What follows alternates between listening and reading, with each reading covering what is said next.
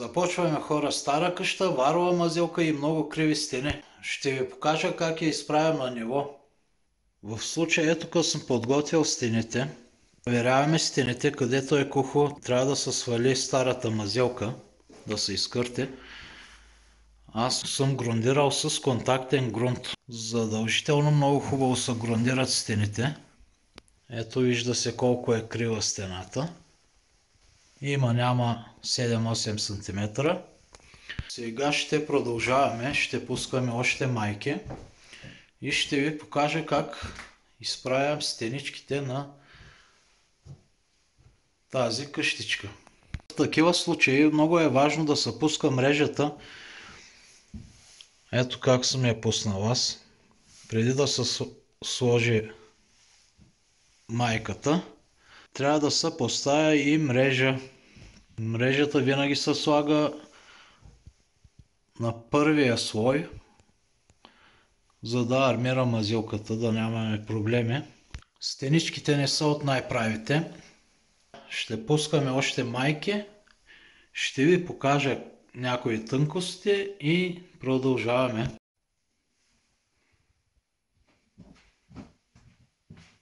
Аз използвам канап. Вие можете да използвате и лазер. Но на мен ми харесва повече така. По-ясно се вижда. Ето, пуснал съм си канапчетата. Продължаваме.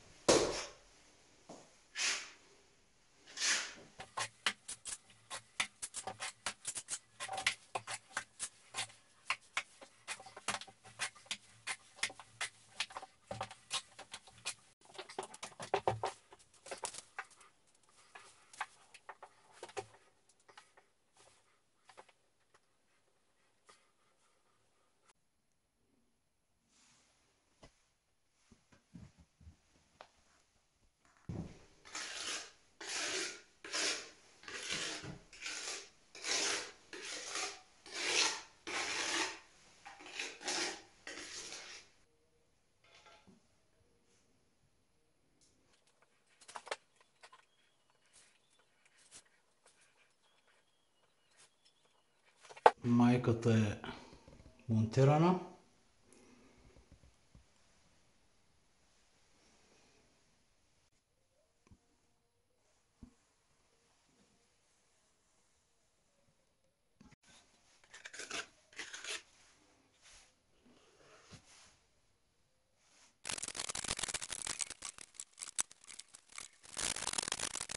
Пуснахме си мрежата, там където ще е майката, и без да обираме мазилката, просто я покриваме. Мрежата трябва да остане задължително на средата на мазилката, за да има ефект.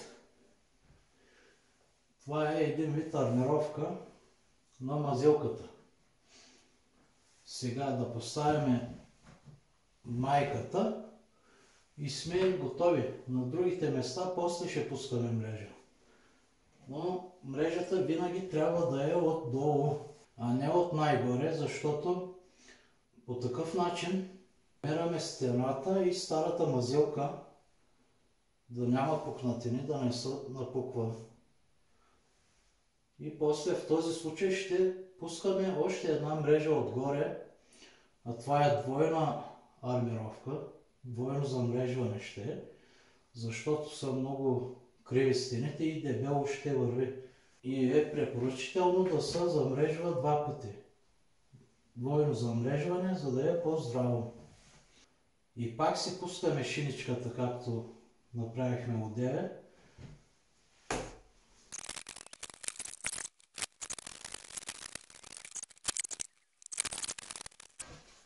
Започваме да си пускаме мрежичката. Първата ни мрежа. Така нанасяме. Хубаво пробваме дали залепва. Залепва хубаво. Нанасяме.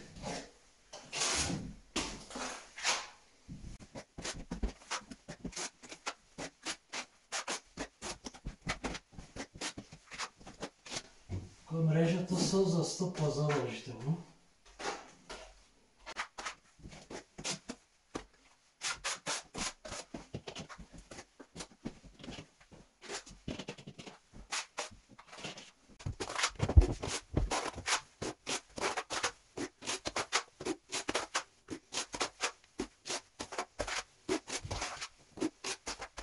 Мазилката се оставя малко по-дебело, за да потъне мрежата.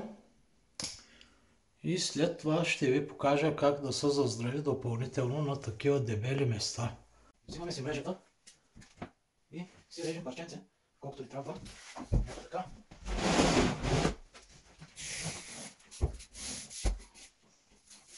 Но изтапаме мрежичката.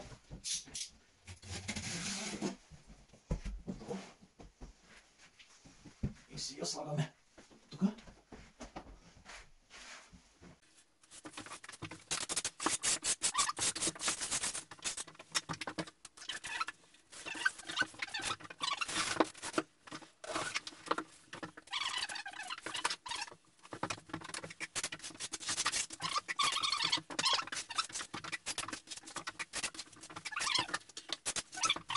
Много трудно се снима и се извинявам за това, което ако има сенки, ако има лошо качество, се опитвам да съм полезен и да ви покажа как правилно да си измазвате живи стени и стара мазилка.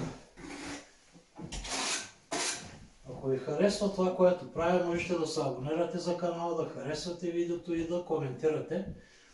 Аз се надявам да съм полезен по някакъв начин. И така.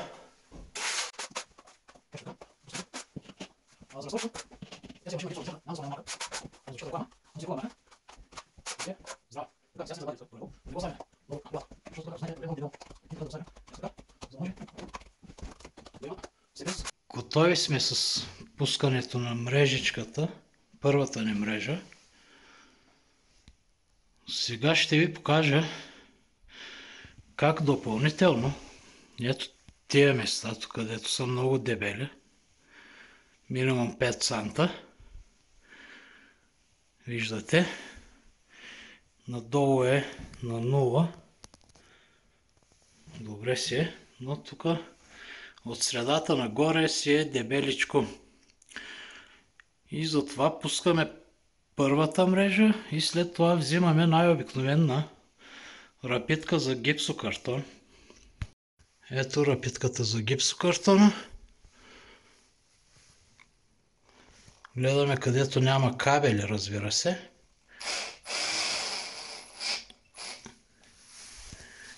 И слагаме рапитки на места само. Това не е задължително.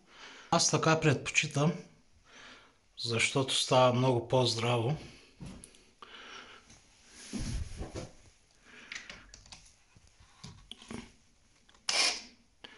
Ето така се стяга и се оставя малко да стърчи.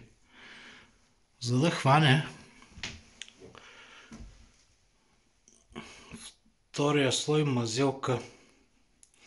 Това си е вид армировка или анкериране, както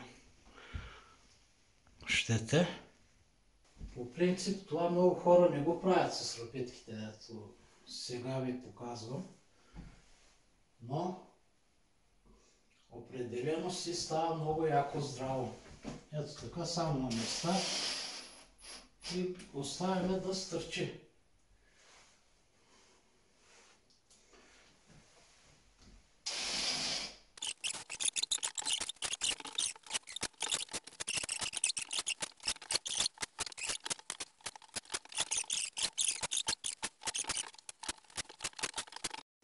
Ето сега да ви покажа по-отблизо какво се случи. Виждате ги рапитките. Виждате как лекичко стърчат. Много лекичко. Всичките. И става супер здраво. Това няма отмъкване. Ще държи яко. Както казах, ще снимам в процес на работа. Това е първата ни мрежичка. Сега ще запълня малко. И ще ви снимам в процес на работа. Тук ще е двойна армировка, двойно замрежване, защото е малко кривичко, но ще се оправят нещата.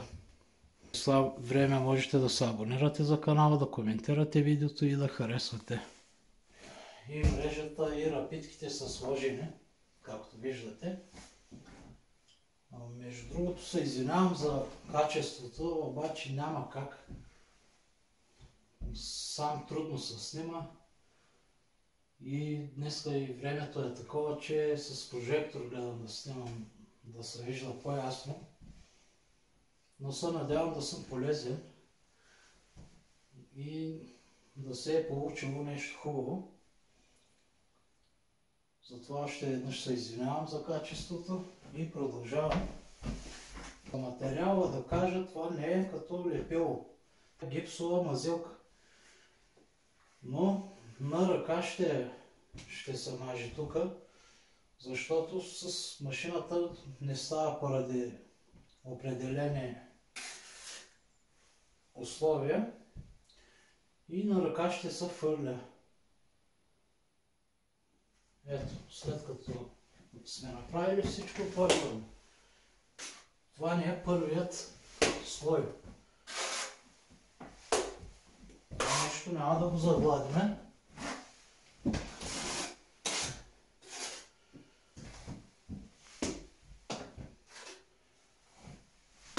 Просто ето така са пълни.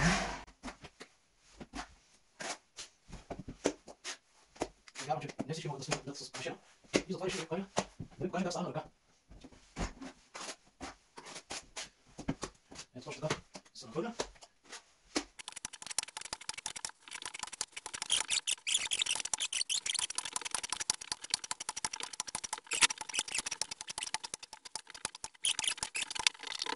Така преминаваме с мастачката. Добре. Сме се справили.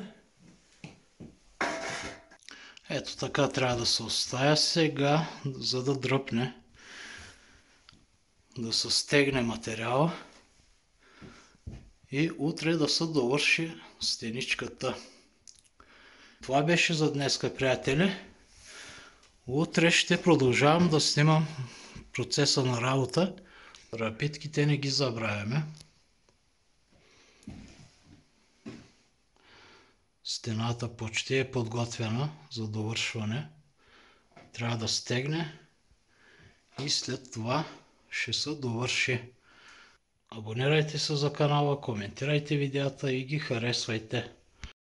Здравейте, приятели, от втория ден. Снощи нахвърлихме дебелите места. Ето как изглежда. Сега ще чакаме да дръпне хубаво мазилката.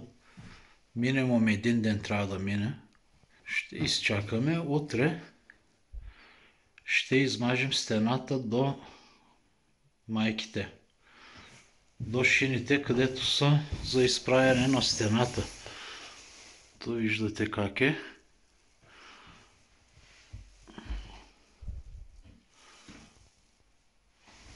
То е стегнало, но трябва да се чака, за да се премахне част от влагата, да не го запечатваме директно. И така продължаваме с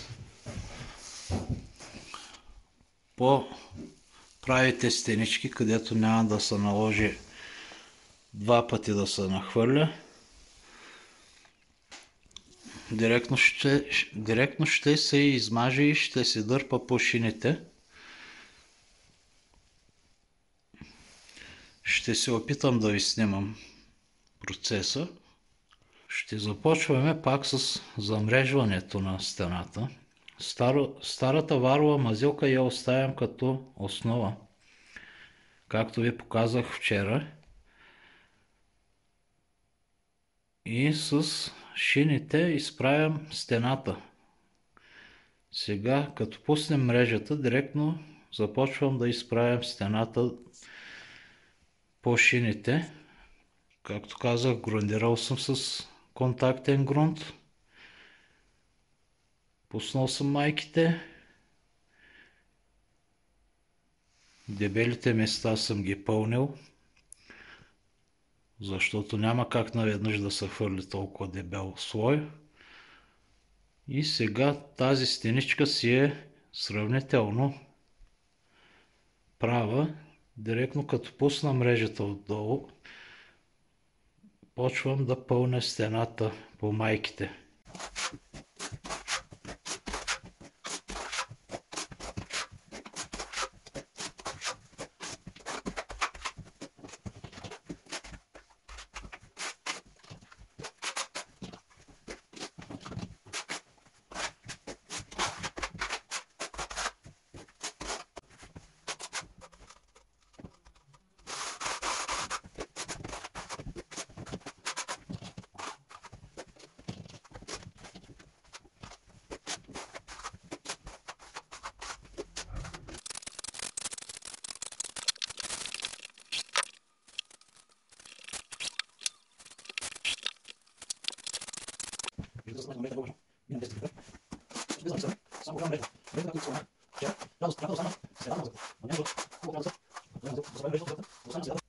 Ето как я пуснах, приятели.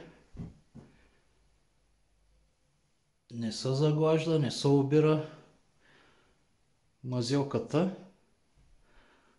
защото мрежата трябва да е на средата. Сега ще започваме с пълнежа на стената между двете шини и ще ви снимам пак. Материала не знам дали ви споменах, хубава мазилка е. Това гипсова мазилка е, здрава. За марка няма да спомена марки, но си е здрава, качествена мазилка. Да ви покажа горе-долу колко дебела ще е мазилката.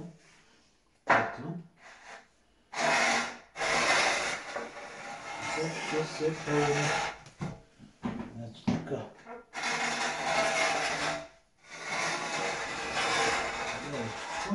Когато мажете на ръка, има два начина да се запълни това пространство между двете шини. Единият начин е директно да се маже, ето така.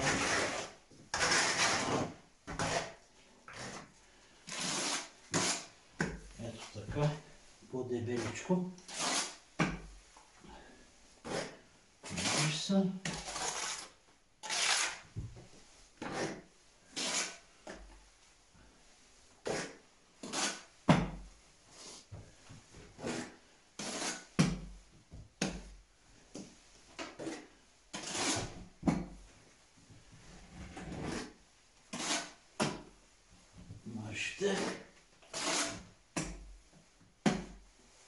Другият начин е на вас както ви е удобно.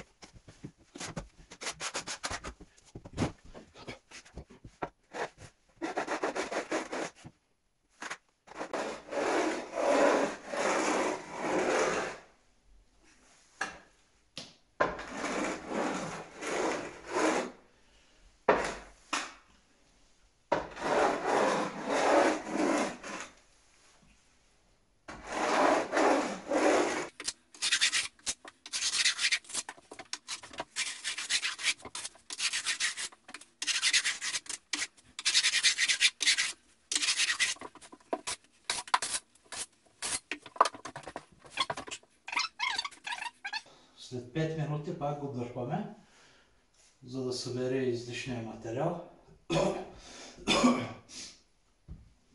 Това е начинът, по който аз го правя на ръка. С машина си е друго. Но сега в случая няма как да докарам тук машина. И затова го карам на ръка. И още от началото ви казвам, че тия стени ще са с двойна мрежа. Тоест, пуснали сме мрежа на основата, изправяме стените и след това пак пускаме мрежа отгоре. За да сме сигурни, че няма да имаме проблеми, защото не са малко криви стените. И така го караме. Ако ви е харесало видеото, можете да харесвате видеото, да се абонирате за канала и да коментирате. Аз се надявам да съм бил полезен. Продължаваме.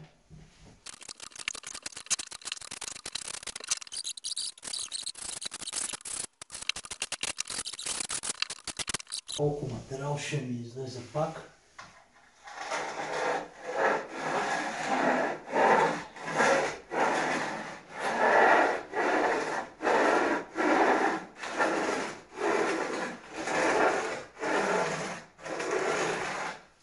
Ето.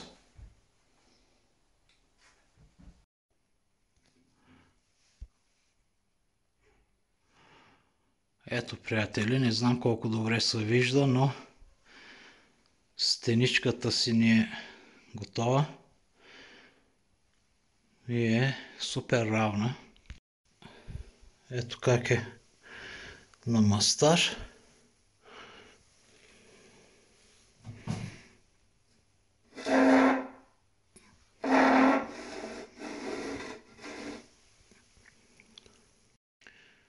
Общо взето това беше. Приятели, надявам се да съм бил полезен и да ви е харесало видеото. Ако ви е харесало това, което правя, можете да се абонирате за канала, да коментирате видеята и да ги харесвате. Благодаря ви предварително.